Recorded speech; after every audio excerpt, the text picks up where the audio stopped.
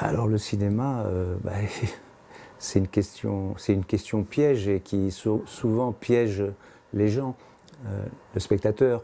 Euh, il y avait je crois que ça a été une réponse je sais pas, c'était peut-être Dziga Vertov qui disait dans les salles électriques, euh, les films ou les images desserrent les poings des travailleurs.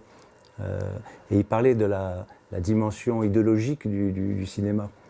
Euh, pour moi, le cinéma, ça a toujours été quelque chose de magique, parce que, étant enfant au Maroc, je voyais les séries B américaines, et déjà, ce cinéma-là diffusait euh, cette espèce de ce terme de l'American Way of Life. C'était Spencer Tracy, c'est tous ces personnages, et ça travaillait les esprits, au même titre que les séries B, les westerns, les génocides indiens, ces choses-là, c'était complètement couvert par ça.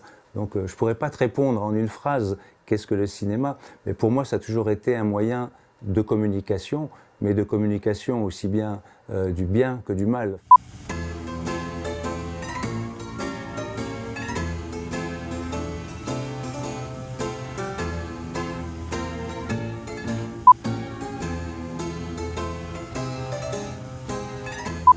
Je pense qu'il y a des cinéastes en fait, parce que parler de Dziga Vertov, d'Eisenstein, de Ford, ou de ces gens-là, moi je ne mets pas de frontières.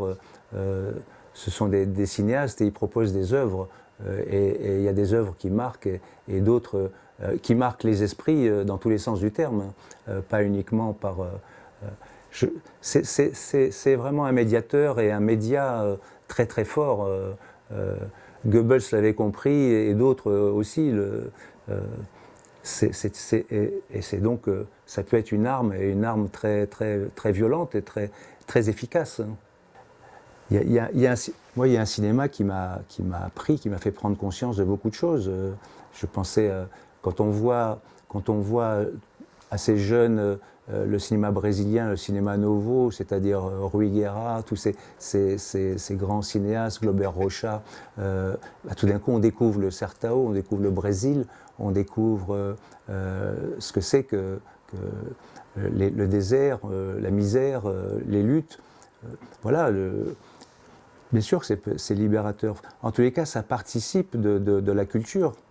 Et la culture, c'est plus ça qu'on aurait posé comme question, parce que le cinéma, ça ne veut rien dire en définitive. Dire qu'est-ce que le cinéma c'est une question de bazin.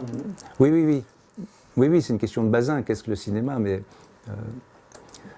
moi, je dirais que ça participe de la culture, et la culture, c'est peut-être le dernier rempart contre l'obscurantisme. Hein, donc ça fait partie du... Ça fait partie du paysage. Tu as des cassettes sous ton lit, tu as des cassettes dans les tiroirs, dans la machine à laver. Alors qu'à l'époque, le cinéma, il y avait quelque chose de d'abord, il y avait des grands cinéastes. Hein. Quand tu penses aux cinéastes italiens dans les après-guerre, tous ces gens-là, les questions aujourd'hui sur le cinéma, on s'en pose plus. Hein. C'est complètement ridicule de se poser des questions sur le cinéma. Une fois, j'ai visité une grotte rupestre, une grotte peinte. Oui.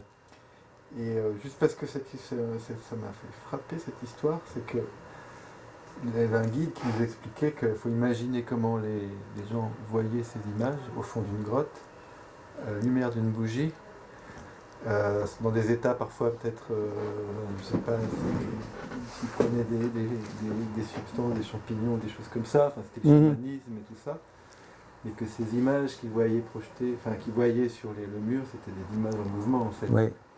Et donc le cinéma, tu te dis que c'est quand même aussi une vieille vieux rêve, une vieille histoire. Mais ce qui est intéressant, c'est que tu dis les images en mouvement, mais dans les grottes, les images rupestres qu'on voit, si tu veux, en même temps, ça dépendait d'où elles étaient dans la grotte, parce qu'il y avait un son différent à l'entrée de la grotte, au milieu et au fond. Et les images étaient très très différentes. Et c'était donc, tu as raison, c'est-à-dire qu'il y avait aussi la bande son déjà, tu vois. Parce que c'était important, parce que l'homme à cette époque-là, il avait une sensibilité au son, évidemment, parce qu'il était entouré de sons de la nature. Et dans une grotte, il y avait les courants d'air, les sons, les échos, tout ça. Et ils étaient très sensibles à ça, parce que tout ça venait, c'était très spirituel, en fait. Le son était... tout était lié à des forces qui les dépassaient. Hein. C'était la communication avec l'au-delà, Oui. l'image. C'était pas juste une représentation. Donc il devait y avoir des bons cinéastes aussi à l'époque. Oui, sans doute.